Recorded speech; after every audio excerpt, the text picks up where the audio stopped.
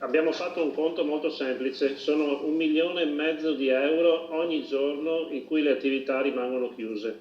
Quindi contate, sono quasi 60 giorni e sono veramente tantissimi soldi.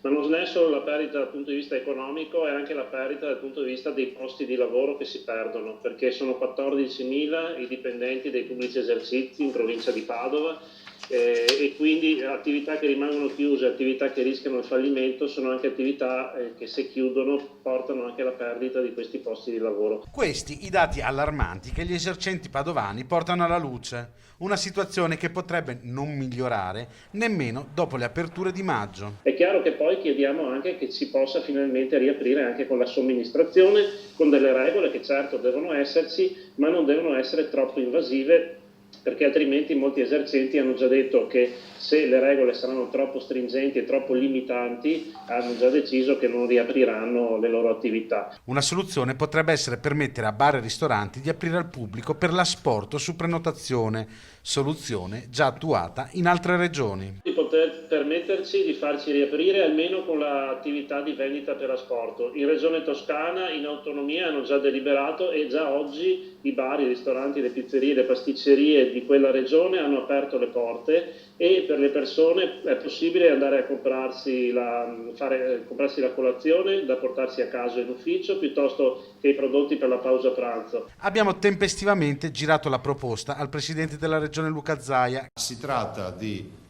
take away, quindi asporto su prenotazione. Non ci vedo limiti, è da giorni che stiamo facendo un approfondimento giuridico, perché comunque era nell'aria che forse c'era un varco giuridico, tanto è vero che ne abbiamo parlato anche con i colleghi.